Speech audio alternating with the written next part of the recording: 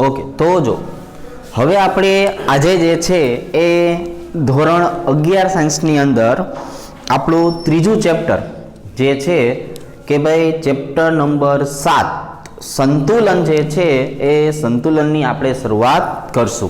जो सांभळो तो हवे आपणे जे छे वात करवानी छे चेप्टर नंबर 7 बरोबर छे। तो अहींया आपणे वात करवा जई रह्या छीए संतुलन विषे। तो संतुलन जे छे आपणे बे रीते समजवानुं छे। संतुलन जे छे आ चेप्टरनी अंदर आपणे बे रीते समजवानुं छे के बीजो आपणे संतुलननी वात करीए तो संतुलन एक रासायणिक प्रक्रिया जे छे एमां कई रीते थवानुं छे अने ज्यारे आपणे द्रावणनी अंदर जशुं तो द्रावणना घटको जे छे एमां कई रीते थशे। एटले संतुलननी आपणे बे रीते चर्चा करवानी थशे। हवे आपणे वात करवानी छे के भाई संतुलन शब्द जे छे एनो मतलब शुं थाय। तो के भाई संतुलन शब्दनो मतलब एवो थाय के तमे लीधेला बंने जुदा जुदा घटको छे एनुं प्रमाण केवुं थवुं जोईए, सरखुं थवुं जोईए। पछी ए घटको एक ज सरखा होय के घटको जुदा जुदा होय। मूळ बे घटको लईए छीए तो बंने घटक जे छे एनुं प्रमाण केवुं होवुं जोईए, सरखुं। तो सरखुं प्रमाण जे दर्शावे छे एने आपणे संतुलन शब्द वडे दर्शाववानुं छे। तो हवे पछी संतुलननो मतलब थशे बराबरनी बे बाजुए रहेला घटको सरखा, जेने आपणे डाबी बाजू बराबर जमणी बाजू जे छे ए गणितमां कहीए छीए एवी ज रीते केमिस्ट्रीनी अंदर हवे आपणे शुं कहेवानुं छे के डाबी बाजू बराबर जमणी बाजू एटले के प्रक्रियको बराबर निपजो। बंनेनुं प्रमाण हमेशा केवुं होय, सरखुं ज जे छे ए होय छे। बे वस्तुनुं एक सरखुं प्रमाण एने आपणे हवे पछी संतुलन तरीके ओळखशुं। जो समझो उदाहरण तरीके आपणे वात करीए के भाई संतुलन जे छे ए आपणे આવી રીતે દર્શાવીએ કે કોઈ એક રાસાયણિક પ્રક્રિયા થાય છે કે આ રાસાયણિક પ્રક્રિયા જે છે એની અંદર આપણે ઘટકોના પ્રમાણથી સંતુલન છે કે નહીં એ જોવા જઈએ। તો ઉદાહરણ તરીકે આપણે એક આવી પ્રક્રિયા શીખેલા હોય કે એસિડની પ્રક્રિયા તમે બેઝ સાથે કરો। એસિડની પ્રક્રિયા બેઝ સાથે કરો એટલે નિપજ હંમેશા શું મળશે તો કે ભાઈ ક્ષાર વત્તા પાણી મળશે। શું મળશે? ક્ષાર વત્તા પાણી। तो हवे आ बाजू ये जे छे ए डाबी बाजू छे ने आपणे सेना तरीके दर्शावशुं?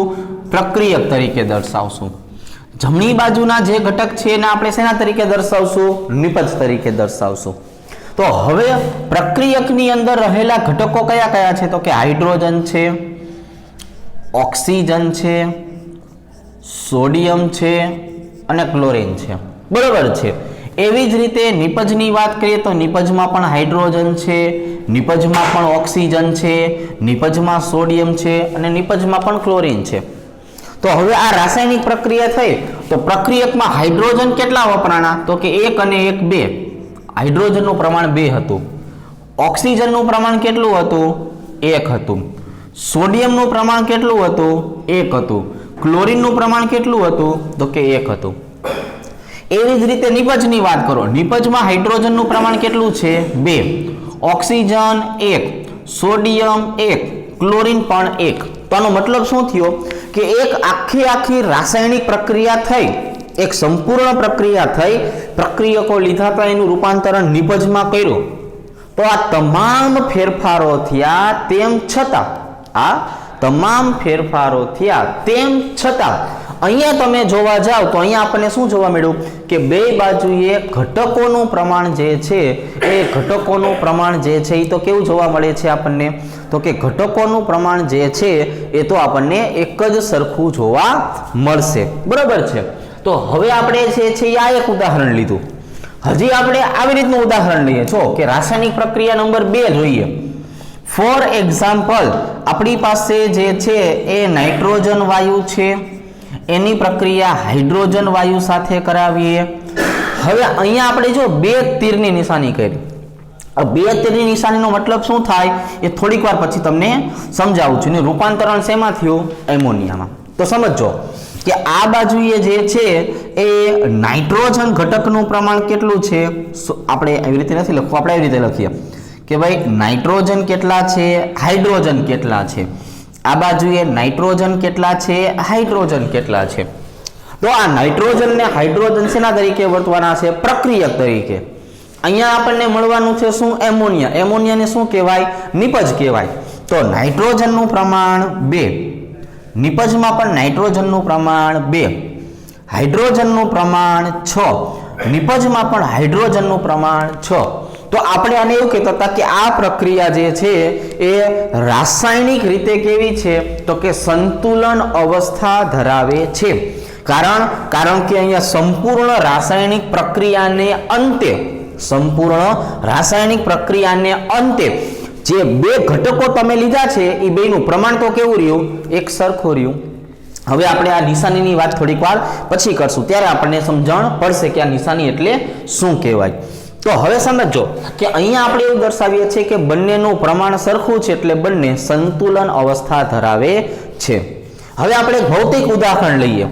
ફોર એક્ઝામ્પલ આપણે એમ કહીએ કે આપણી પાસે જે છે એ થર્મોસની અંદર આપણે બરફ લીધેલો છે. તો જો બરફ એટલે શું કહેવાય, H2O સોલિડ. પણ ધીરે એ જ બરફ જે છે એને આપણે 0 સેલ્સિયસ ધરાવતા પાણી સાથે લઈએ.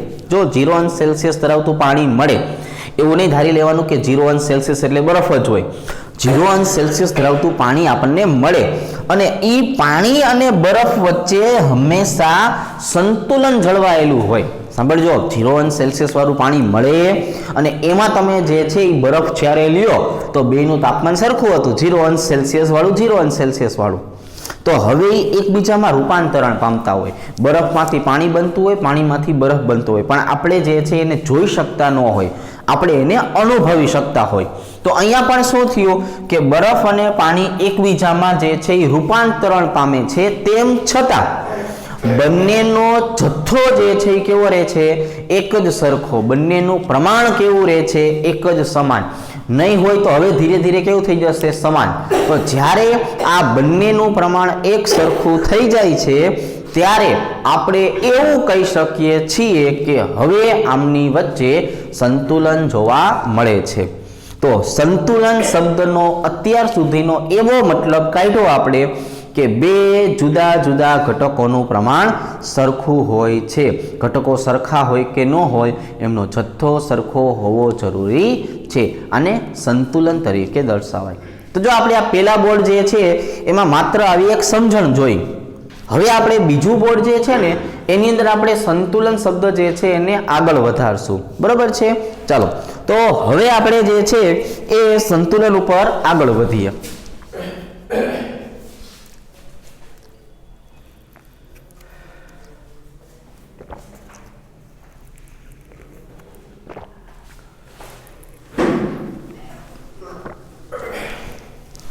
તો જો આ તો આપણે ખાલી એક માહિતીનો ભાગ લીધો, પણ હવે વાસ્તવિક રીતે સંતુલન એટલે શું એ હું તમને સમજાવું છું. બરાબર? એટલે હવે તમારે જે છે એ થોડુંક ધ્યાન આપવાનું છે.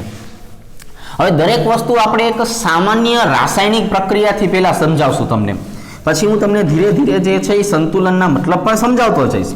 પણ અત્યારે આપણે શું કરવું છે તો કે અત્યારે હવે આપણે સંતુલનની અંદર આવતા જે પરિબળો જે છે એ પરિબળોની માહિતી મેળવીએ. બરાબર? ટૂંકમાં કહેવા જઈએ તો એકદમ સહેલું ચેપ્ટર છે, તમને તરત જ આ ચેપ્ટર જે છે એ આવડી જવાનું છે. બહુ ઇઝી લેંગ્વેજમાં આપણે વાત કરશું, એકદમ સિમ્પલ. ચાલો, પહેલું કામ શું કરી નાખીએ, પેજ નંબર 2 આપી દઈએ. હવે ધ્યાન આપો. હવે તમને મતલબ ખબર પડી ગયું કે સંતુલન જે છે ને એ સમજવા માટે આપણે હવે પછી હું તમને ગમે ત્યારે સમજાવીશ ને ત્યારે આ જ પ્રક્રિયા લખીશ. આને આપણે નામ શું આપશું? સામાન્ય રાસાયણિક પ્રક્રિયા. જો સાંભળો છો ને, શું કીધું આપણે આને? સામાન્ય રાસાયણિક પ્રક્રિયા આપણે નામ આપવું છે. જો સામાન્ય રાસાયણિક પ્રક્રિયા એટલે શું તો કે સાંભળજો ખાસ કરીને. અહીંયા લખું છું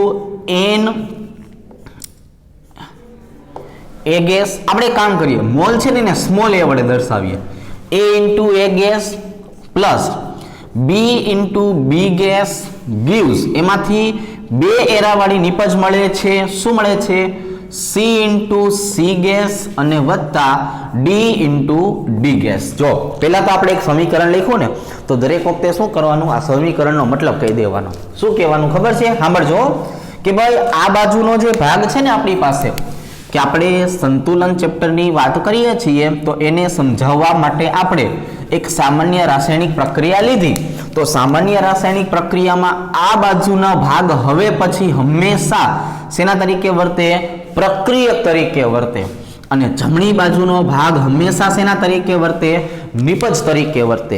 ડાબી બાજુ એટલે પ્રક્રિયક, જમણી બાજુ એટલે નિપજ. હવે હું તમને જો બધાની ઓળખાણ કરાવું. ઓળખાણ તમે જો આવી રીતે કરાવશું કે ભાઈ સ્મોલ a અને સ્મોલ b છે ને એને કહેવામાં આવે છે ઘટકોના મોલ સંખ્યા. જો એને શું કહેવામાં આવે? ઘટકો જે છે એ ઘટકોની મોલ સંખ્યા તરીકે ઓળખવામાં આવે કે સ્મોલ a અને સ્મોલ b જે છે એ શું છે? ઘટકો જે છે એ ઘટકોની મોલ સંખ્યા છે. હવે આપણે કેપિટલ A અને કેપિટલ B ની વાત કરીએ ને તો એને કહેવામાં આવે છે ઘટકોની સાંદ્રતા. એને પાછું શું કહેવાનું છે આપણે? ઘટકોની સાંદ્રતા જે છે એ સાંદ્રતા તરીકે ઓળખાવાનું છે. હવે મોલ એટલે ખબર પડે કે નહીં? ફોર એક્ઝામ્પલ આપણે એમ લખતા હતા ને કે ભાઈ નાઇટ્રોજન 1 વત્તા 3 અણુ હાઇડ્રોજન gives એમાંથી બને છે 2 અણુ એમોનિયા. તો જો અહીંયા મેં આંકડા જે લખ્યા કે નહીં, આ નાઇટ્રોજનનો 1 મોલ તો એની કિંમત સ્મોલ a, આ હાઇડ્રોજનના 3 મોલ, આ એમોનિયાના 2 મોલ. તો આ જે આંકડા જે છે ને, આંકડા સંતુલન માટે વપરાતા આંકડા, એની મોલ સંખ્યા અથવા તો એનો સરસ મજાનો શબ્દ છે એનું તત્વ યોગમિતીય પ્રમાણ. જો લખીને સમજાવું, મોલ સંખ્યા જે છે ને કાઉન્સમાં લખી જ નાખું છું. આને શું કહેવાય? એમનું તત્વ એટલે પોતે, એનું તત્વ યોગમિતીય પ્રમાણ જે છે એ પ્રમાણ તરીકે દર્શાવી શકાય. શેના તરીકે દર્શાવી શકાય? તત્વ યોગમિતીય પ્રમાણ તરીકે દર્શાવી શકાય. અને અહીંયા જે છે ઘટકોની સાંદ્રતા અથવા ઘટકોનું પ્રમાણ થયું. ચાલો આ બાજુનો વારો. તો સ્મોલ c અને સ્મોલ d શું હોય? તો હવે તમને ઓટોમેટિક આઈડિયા આવી જાય કે એને કહેવામાં આવે છે ઘટકોની મોલ સંખ્યા અથવા તત્વ યોગમિતીય પ્રમાણ. અને c અને કેપિટલ D જે છે એને કહેવાય નિપજની સાંદ્રતા. આ ઘટક તરીકે આપણે કોને લેવાનો છે? પ્રક્રિયક. તો પ્રક્રિયકની સાંદ્રતા, ઓલાને કહેશું નિપજની સાંદ્રતા. હવે સાંભળજો, આપણી પાસે એક સરસ મજાનું સામાન્ય રાસાયણિક સમીકરણ જે છે તૈયાર છે કે ભાઈ a gas into b gas gives c gas plus d gas. એટલે આ પ્રક્રિયક છે, આ નિપજ છે. અને અંદર કયા કયા ઘટકો છે એની આપણે સમજૂતી આપી છે. હવે થશે આવી રીતે કે જ્યારે આ પ્રક્રિયક છે એનું રૂપાંતરણ નિપજમાં થતું હોય ને, હવે પછી આપણે આવી પ્રક્રિયાઓ જે છે એને નામ આપવાનું છે પુરોગામી પ્રક્રિયા. જો હું અહીંયા તમને લખીને સમજાવું છું કે આ કોણ છે? પ્રક્રિયક. આ કોણ છે? નિપજ. સમજો શું થશે કે જ્યારે પ્રક્રિયક જે છે એનું રૂપાંતરણ શેમાં થતું હોય? નિપજમાં થતું હોય. તો પ્રક્રિયકનું રૂપાંતરણ નિપજમાં થતું હોય એને કહેવામાં આવે છે પુરોગામી પ્રક્રિયા. એને શું કહેવાય? પુરોગામી પ્રક્રિયા કહેવામાં આવે છે. ઘણી વખત એવું થશે કે નિપજનું પાછું રૂપાંતરણ પ્રક્રિયકમાં થવા માંડશે. જો આ બધું થાય કે ભાઈ પેલા પ્રક્રિયકમાંથી નિપજ બને, નિપજમાંથી પાછો પ્રક્રિયક બની જાય, તો આવી પ્રક્રિયા જે છે એને કહેવામાં આવે છે પ્રતિગામી પ્રક્રિયા. જો આને શું કહેવામાં આવે છે? પ્રતિગામી પ્રક્રિયા તરીકે ઓળખવામાં આવે છે. એટલે પ્રક્રિયક નિપજમાં જાય, નિપજનું પ્રક્રિયક બને. ફરીથી એક વખત જો, પ્રક્રિયક નિપજ થાય, નિપજનું પ્રક્રિયક બને. એટલે આને પુરોગામી કહેવાય અને પ્રતિગામી કહેવાય. ઘણી વખત એવું થતું હોય કે પ્રક્રિયકનું નિપજમાં અને નિપજનું પ્રક્રિયકની અંદર જે છે એ હવે એક સાથે રૂપાંતરણ થવા મળતું હોય, તો આવી પ્રક્રિયાને કહેવામાં આવે છે પ્રતિવર્તી પ્રક્રિયા. જો આવી પ્રક્રિયાને શું કહેવાય? પ્રતિવર્તી પ્રક્રિયા કહેવામાં આવે છે. હવે સાંભળજો, અત્યારે તો તમે ઘરે બેઠા છો, પછી એવું થશે કે તમે ભાઈ લીંબડી રહેતા હોય, ધાંગધ્રા રહેતા હોય, તો તમે શું કરો કે ત્યાંથી તમે જે છે એ છેક સ્કૂલે આવો. બરોબર, લીંબડી તમે રહેતા હોય તો લીંબડીથી તમે ક્યાં આવો? તો કે ભાઈ સુરેન્દ્રનગર ભણવા માટે આવો. એટલે પ્રક્રિયકનું રૂપાંતર શેમાં થયું? નિપજમાં. તમે આખો દી ભણ્યા અને ભણીને પાછા શું કરશો? તો કે ભણીને પાછા હતા ને અહીંયા લીમડી પાછા આવી જશો. તો શું થયું કે ભાઈ લીમડીથી સુરેન્દ્રનગર આવ્યા, સુરેન્દ્રનગરથી પાછા લીમડી વયા ગયા. એટલે લીમડીથી સુરેન્દ્રનગર આવવાની પ્રક્રિયાને પુરોગામી પ્રક્રિયા કહેવાય અને સુરેન્દ્રનગરથી પાછા લીમડી જતું રહેવાની પ્રક્રિયાને પ્રતિગામી પ્રક્રિયા કહેવાય. અને આવું તમે રોજ કરવાના છો એટલે એને અપડાઉન કહેવાય. શું કહેવાય ને? અપડાઉન. તો અપડાઉન જે પ્રક્રિયા છે એને નામ અપાય પ્રતિવર્તી પ્રક્રિયા. તો આવું અપડાઉન થવાના કારણે, આવી પ્રતિવર્તી પ્રક્રિયા થવાના કારણે હવે લીમડી અને સુરેન્દ્રનગર વચ્ચે, પ્રક્રિયક અને નિપજ વચ્ચે તમે એક સમયે શું કરવાના છો? સંતુલન અવસ્થા જાળવવાના છો. શું કરવાનો છો? સંતુલન અવસ્થા જે છે એ જાળવવાનો છો. તો હવે આપણી પાસે જે છે એ ત્રણ જે છે એ ત્રણ નવા શબ્દો આવ્યા. કયા કયા ત્રણ શબ્દો આવ્યા અહીંયા લખીએ આપણે. પેલું પુરોગામી પ્રક્રિયા. તો પુરોગામી પ્રક્રિયાની વ્યાખ્યા શું અપાય? તો કે ભાઈ હવે આપણે સમજી ગયા છીએ લખી શકીએ કે ભાઈ જ્યારે પ્રક્રિયકોનું રૂપાંતરણ નિપજમાં થાય છે, આવી પ્રક્રિયા જે છે એને આપણે પુરોગામી પ્રક્રિયા તરીકે ઓળખીએ છીએ. ચાલો બીજી વ્યાખ્યા, પ્રતિગામી પ્રક્રિયા. જો બીજી વ્યાખ્યામાં શું લખવાનું છે આપણે? પ્રતિગામી પ્રક્રિયા. તો પ્રતિગામી પ્રક્રિયા કોને કહેવાનું છે? તો કે આપણે એવું કહેશું ને કે ભાઈ જ્યારે નિપજોનું રૂપાંતરણ શેમાં થવાનું છે? કે ભાઈ પ્રક્રિયક જે છે એ પ્રક્રિયકમાં થાય છે. બરાબર? કે પ્રક્રિયકોનું રૂપાંતરણ નિપજમાં થાય અને નિપજોનું રૂપાંતરણ પ્રક્રિયકોમાં થાય. આવી પ્રક્રિયાને આપણે પ્રતિગામી પ્રક્રિયા તરીકે દર્શાવવાનું છે. અને એવી જ રીતે નવો શબ્દ આવશે પ્રતિવર્તી પ્રક્રિયા. જો હવે આવી જ રીતે નવો શબ્દ જે છે એ શું આવવાનો છે? તો કે નવો શબ્દ આવવાનો છે પ્રતિવર્તી પ્રક્રિયા. તો પ્રતિવર્તી પ્રક્રિયા એટલે શું કહી શકાય? તો કે ભાઈ જ્યારે પ્રક્રિયકનું નિપજમાં અને નિપજનું પ્રક્રિયકમાં એક જ સાથે રૂપાંતરણ થયા કરે છે એને કહેવામાં આવે છે પ્રતિવર્તી પ્રક્રિયા.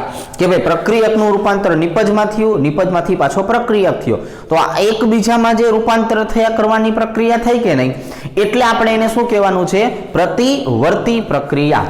તો હવે આપણી પાસે જોવો જોઈએ બોર્ડ નંબર 2 જે છે એ કમ્પ્લીટ થઈ ગયું. કે ભાઈ હવે આપણે આની જો વાત કરીએ તો આની અંદર આપણે આવા આજના નવા 3 શબ્દો જે છે એ 3 શબ્દો શીખેલા છે. હવે આપણે જે છે શું કરશું? તો કે આજે સંતુલન શીખા ને, એ સંતુલન સમજાવવા માટે હજી હું તમને એક ઉદાહરણ આપીશ અને સંતુલન આગળ એક શબ્દ ઉમેરીશ. બરાબર? સંતુલન આગળ એક શબ્દ ઉમેરીશ. એટલે આ સંતુલનને સમજાવવા માટે આ તો ખાલી માહિતી મેં તમને આપી, પણ હવે સંતુલન વાસ્તવિક રીતે કઈ રીતે થાય એ હું તમને બોર્ડ નંબર 3 માં શીખવાડીશ. કે જો આવી રીતે સંતુલન જે છે એ થતું હોય છે રાસાયણિક પ્રક્રિયાની અંદર. આપણે એમ કહેતા હોય કે પ્રક્રિયક નિપજ બને, નિપજ પાછો પ્રક્રિયક, તે ધતાંગીને પાછા આવી જાય, કંઈ થયું તો નહીં આમાં. પણ વાસ્તવમાં એવું નથી હોતું. વાસ્તવમાં સંતુલન જે થવાનું છે કે નહીં, એ સંતુલનના કારણે જે છે એ શું થતું હોય છે? તો કે સતત અને સતત પ્રક્રિયા આગળ વધતી હોય છે અને નિપજનું પ્રમાણ એમાં સતત અને સતત વધતું હોય છે. એટલા માટે આવા સંતુલનને નવું નામ આપવામાં આવે છે અને એનું નામ છે ગતિશીલ સંતુલન. એનો મતલબ એવો નથી હોતો કે કોઈ પણ 2 ઘટકો સંતુલનમાં હોય તો આગળ પ્રક્રિયા જ ન થાય. પ્રક્રિયા તો સતત અને સતત ચાલુ જ રહે છે, પણ આપણે જે છે એને આવી રીતે જોવાનું છે. એટલે એનું નામ છે ગતિશીલ સંતુલન. એનું નામ શું છે? ગતિશીલ સંતુલન.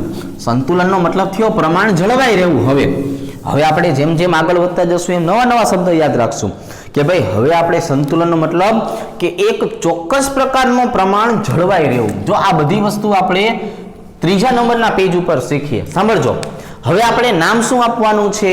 તો કે હવે આપણે નામ આપવાનું છે ગતિશીલ સંતુલન. જો અહીંયા આપણે હેડિંગ મારી દઈએ, ગતિશીલ સંતુલન. હવે આ ગતિશીલ સંતુલન કઈ રીતના હોય છે એ હું તમને સમજાવું છું. જો થોડુંક ધ્યાન આપજો કે સંતુલનના કારણે પ્રક્રિયા સતત અને સતત ચાલુ જ રહેતી હોય છે. નિપજ પણ આપણને સતત મળતી રહેતી હોય છે, પણ મળેલી નિપજ અને લીધેલો પ્રક્રિયક એ બંને વચ્ચેનો જથ્થો જે છે ને એ જથ્થો અચળ જળવાઈ રહે છે. એટલે આપણું ધ્યાન ખાલી અચળ જથ્થા ઉપર હોય, પણ વાસ્તવમાં જે છે એ પ્રક્રિયા તો કેવી હોય, સતત અને સતત ચાલુ જ રહેતી હોય છે.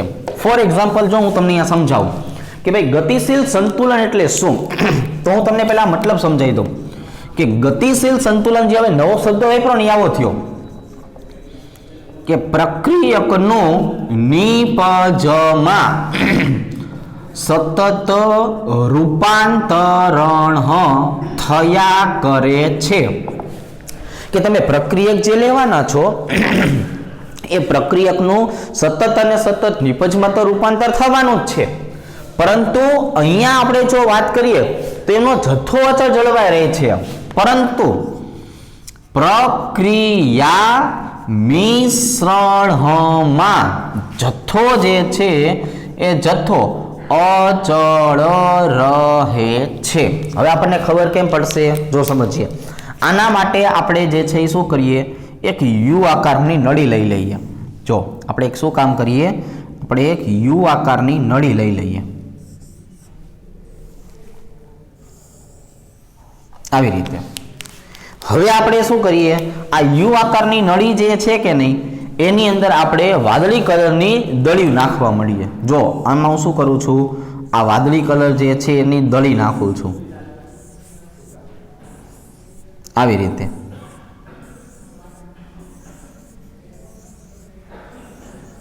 તો અંદરની બાજુએ રહેલી દળીની સંખ્યા કેટલી થઈ, 1 2 3 4 5 6 7 8 9 અને 10.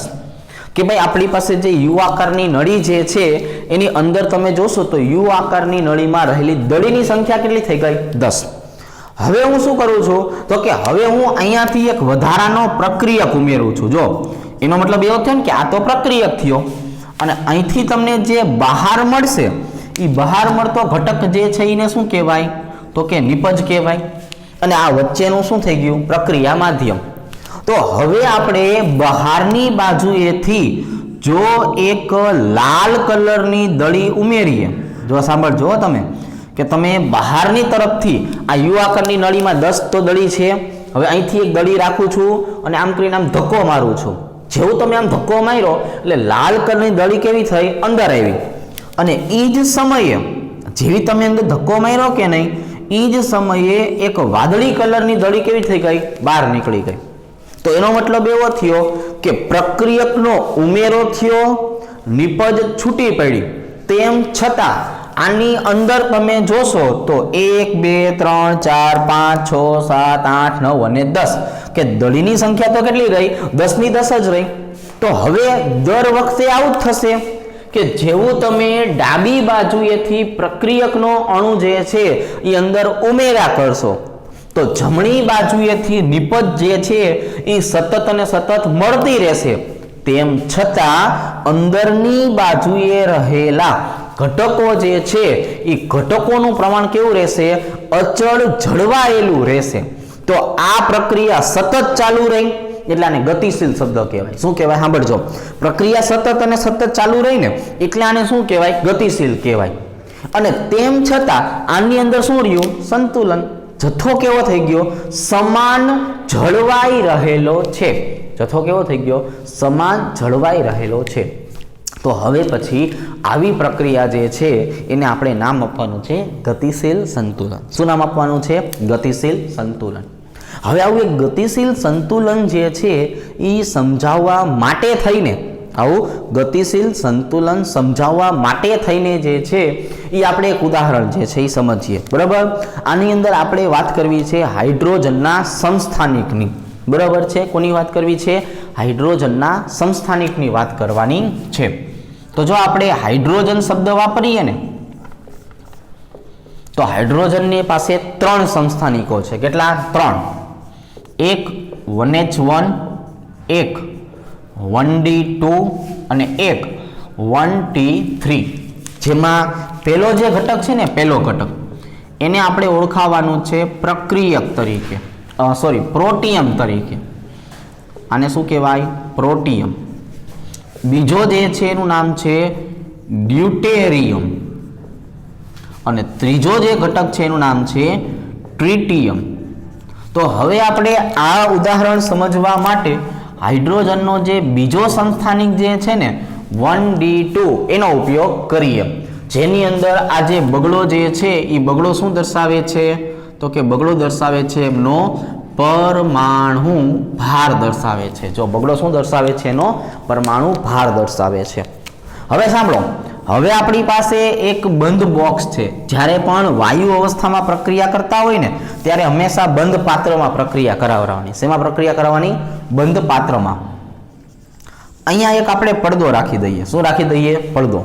હવે સાંભળજો, હું શું કરું છું?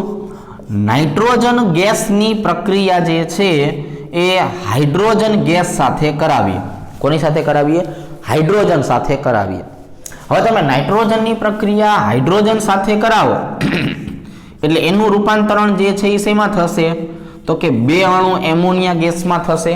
હવે જો આ જે 2 લીટા કર્યા ને, 2 લીટા શું દર્શાવતા હતા? પ્રતિવર્તી પ્રક્રિયા દર્શાવતા હતા. જો અગલ બગલ 2 પ્રક્રિયા થઈ ને, પ્રક્રિયકમાંથી નિપજ, નિપજમાંથી પ્રક્રિયક. તો આવી પ્રક્રિયાને આપણે શું નામ આપ્યું હતું?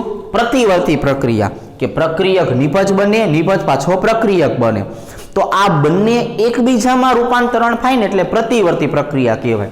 એટલે હાઇડ્રોજન અને નાઇટ્રોજનમાંથી એમોનિયા બને, પાછું એમોનિયામાંથી હાઇડ્રોજન અને નાઇટ્રોજન પણ બની શકે. પણ હવે તમે જો આનો અણુભાર ગોતતા શીખેલા છો, બરોબર? કે આપણી પાસે જે એમોનિયા છે ને ભાઈ, એ એમોનિયાનો અણુભાર કેટલો હોય? NH3 જે છે ભાઈ, એનો NH3 નો અણુભાર શું હોય? તો કે નાઇટ્રોજનનો પરમાણુ ભાર હોય 14, હાઇડ્રોજનનો પરમાણુ ભાર હોય 1.